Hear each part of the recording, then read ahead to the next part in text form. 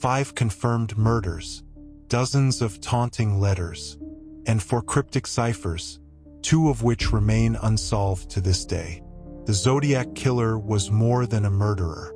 He was a phantom who mocked the police, terrorized the public, and left behind mysteries that experts still cannot crack. More than 50 years later, the case remains open. His shadow still lingers, and the question that haunts investigators and armchair detectives alike is simple, but chilling. Who was the Zodiac Killer? Tonight, we open one of the most infamous case files in American history. In the late 1960s, California's Bay Area was at the center of America's cultural revolution. San Francisco was alive with protests, music, and counterculture movements. But beneath the surface of freedom and change, a darker current flowed.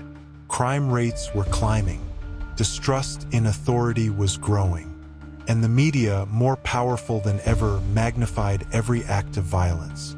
It was in this climate that the Zodiac Killer emerged. Unlike most killers, he didn't just attack his victims, he demanded attention. He performed for the public. He wanted headlines, fear, and fame. And tragically, he got all 3. Build suspense with each crime scene. Lake Herman Road, December 20th, 1968. On a cold December night, 16-year-old Betty Lou Jensen and her boyfriend, 17-year-old David Faraday, drove out to a remote lover's lane on Lake Herman Road. It was their first date. They never came home. Around 11:15 p.m., their bodies were discovered near their car. Betty Lou had been shot 5 times in the back as she tried to run.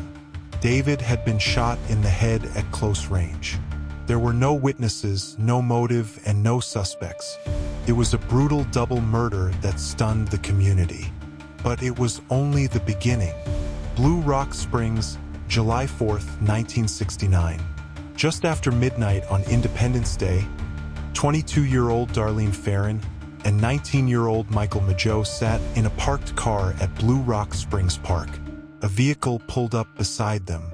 The driver left, only to return minutes later. He stepped out, shining a flashlight directly into their car, and opened fire. Darlene was killed. Michael survived, though badly wounded.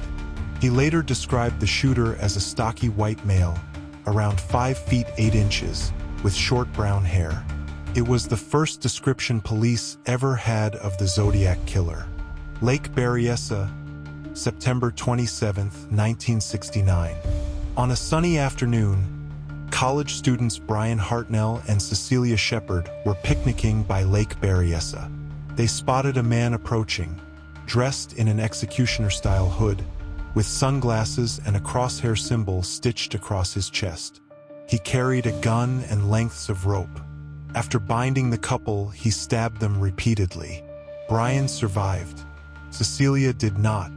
The attacker then walked away and phoned police from a payphone, calmly reporting the crime in his own voice. For the first time, the Zodiac was no longer just a mystery. He was communicating directly. Presidio Heights, October 11, 1969. A month later, in the bustling Presidio Heights neighborhood of San Francisco, cab driver Paul Stein picked up a passenger. Minutes later, Stein was shot in the head. 3 teenagers watched from a window as the killer wiped down the cab and walked away into the night. Police arrived quickly, but a dispatcher's mistake caused officers to search for the wrong suspect description. The Zodiac escaped. This was the last confirmed murder attributed to him. But his reign of terror was far from over. After the murders began, the Zodiac Killer revealed his true obsession: attention. On July 31, 1969, just weeks after the Blue Rock Springs attack, 3 nearly identical letters arrived at the offices of the Vallejo Times-Herald, the San Francisco Examiner, and the San Francisco Chronicle. Each letter was written in a chilling, deliberate tone. He claimed responsibility for the Lake Herman Road murders, the attack on Darlene Ferrin and Michael Mageau, and he included a demand: publish his message on the front page of the paper, or more people would die.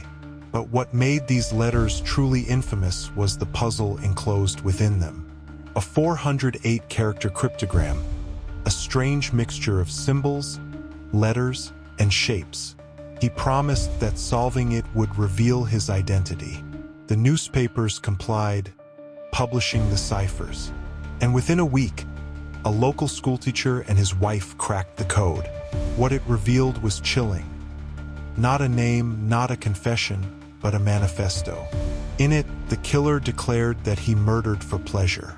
He compared killing people to hunting wild game. And he boasted that his victims would become his slaves in the afterlife. The killer signed his letter with a symbol, a crosshair, resembling the sight of a rifle scope. From that moment on, he was known as the Zodiac. But the taunts didn't stop there. Over the next several years, he mailed more than 20 letters and cards to newspapers, police, and even private citizens. Many contained threats. Some included swatches of Paul Stine's bloody shirt, proving he was indeed the killer. And then came more ciphers. The 340-character cipher, mailed in November 1969, stumped the FBI and codebreakers around the world. For over 50 years, it remained unbroken. Then, in December 2020, a team of private codebreakers finally cracked it. But once again, the Zodiac had only used his code to mock investigators. The message taunted law enforcement, saying he wasn't afraid of the gas chamber because killing brought him joy. He gave no real clues to his identity. Two more ciphers, the so-called Z13 and Z32, have never been solved. The Z13 was a short cipher the killer claimed would reveal his name. The Z32 appeared to contain coordinates to a hidden bomb. To this day, both remain unsolved, keeping the Zodiac's secrets buried in code. In his letters, he claimed responsibility for as many as 37 murders. Yet only 5 have ever been definitively linked to him. The gap between his claims and the evidence only deepens the mystery. And with every letter, every symbol, every cryptic taunt, he tightened his grip on the Bay Area until an entire region lived in fear of a faceless phantom. From the very beginning, the Zodiac investigation was plagued by problems. Police across Northern California, Vallejo, Napa, San Francisco, each handled different parts of the case. But in the late 1960s, law enforcement agencies rarely shared information effectively. There was no centralized database, no digital fingerprint records, and certainly no DNA testing. Each jurisdiction worked in isolation, while the Zodiac seemed to move freely between their boundaries.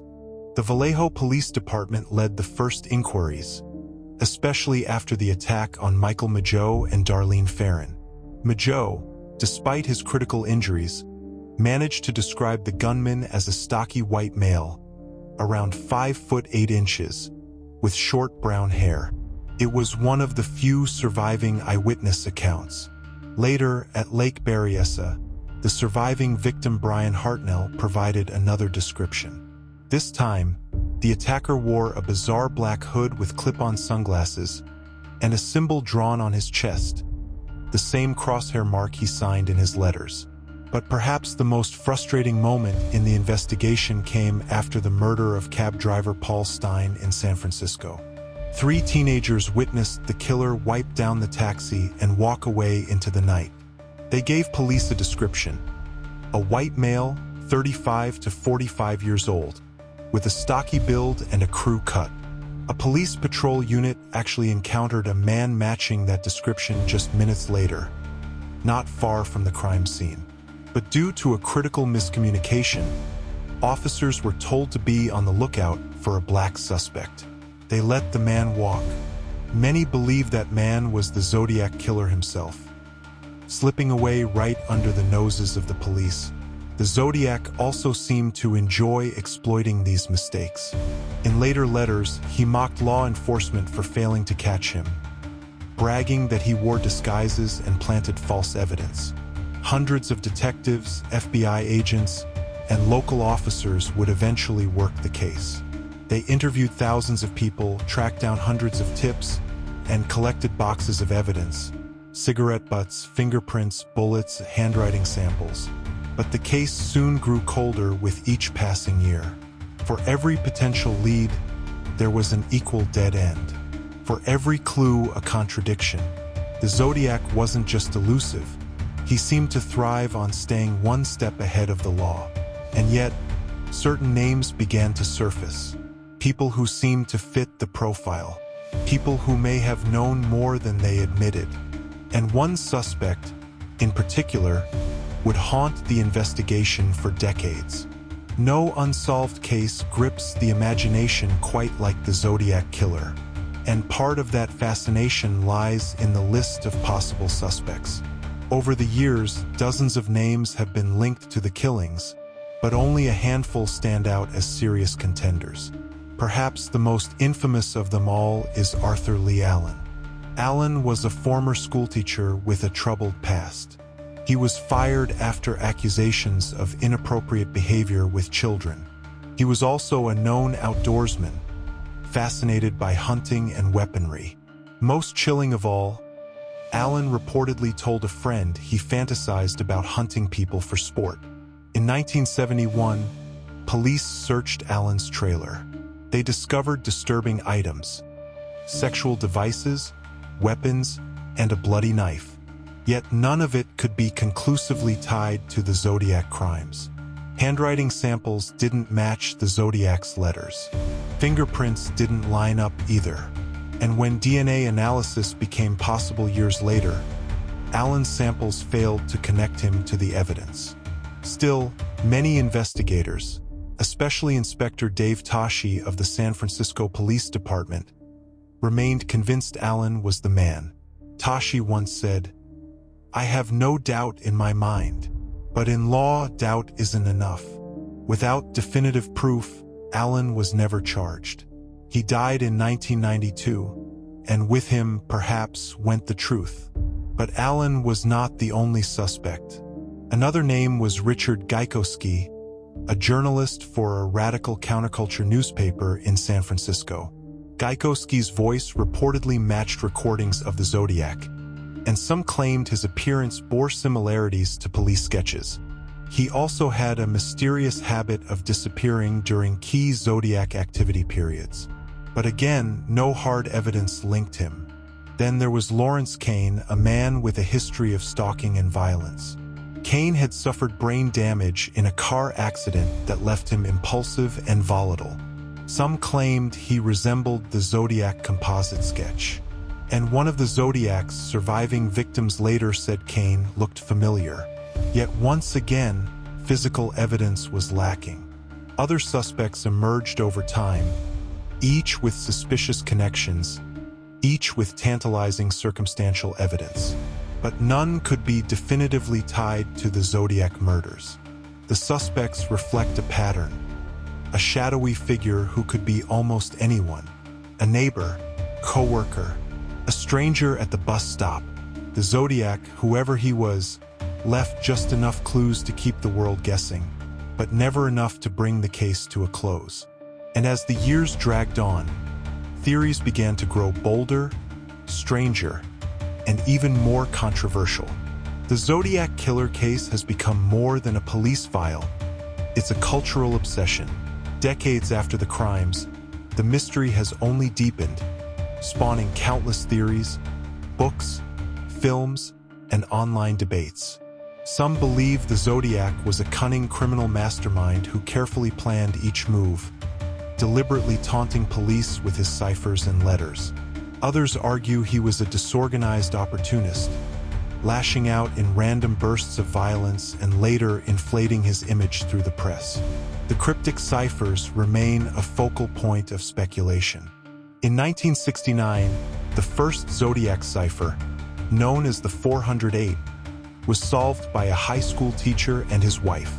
It revealed chilling statements about killing people to collect slaves for the afterlife.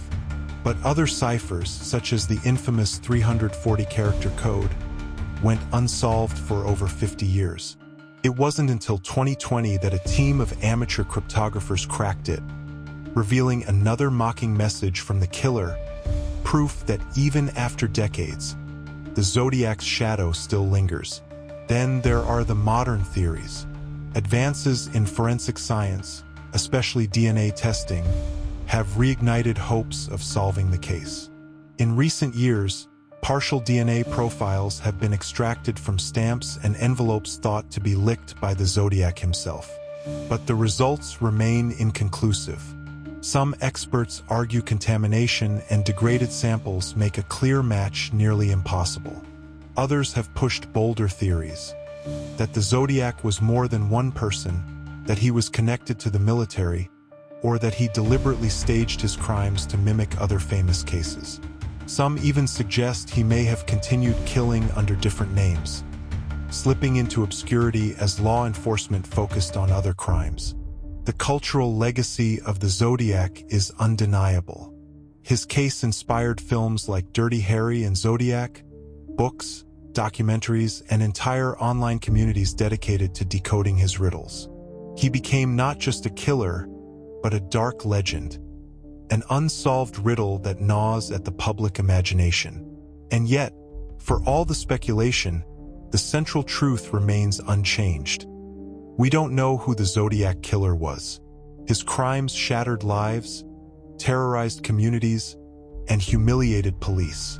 But in the end, he vanished, leaving only shadows, codes, and fear. Perhaps one day DNA breakthroughs or new evidence will reveal his identity. Or perhaps the Zodiac will remain what he always wanted to be, an eternal mystery, his name whispered among the most infamous criminals in history.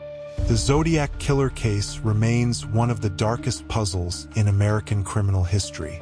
5 confirmed murders, dozens of taunting letters, ciphers that stumped experts for decades, and a faceless figure who walked away into the night, never to be caught. What makes this case so haunting is not only the brutality of the crimes, but the silence that followed. Somewhere out there, the person behind those cryptic codes lived out the rest of their life. They could have been a neighbor, a coworker, a man standing in line at the grocery store. The thought that someone could commit such horrors and then vanish back into ordinary life is a chilling reminder of the darkness that can hide in plain sight. The Zodiac wanted fame. He wanted fear. And in a twisted way, he got exactly what he desired. More than 50 years later, we are still speaking his name.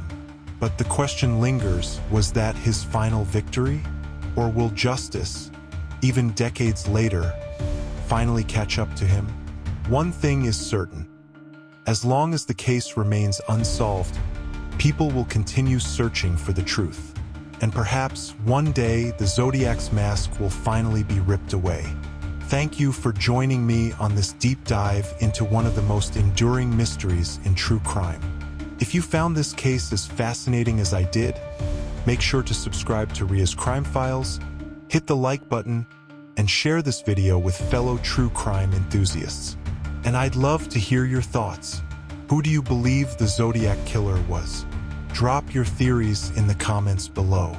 Until next time, stay safe, stay curious, and remember, the truth always leaves a trail.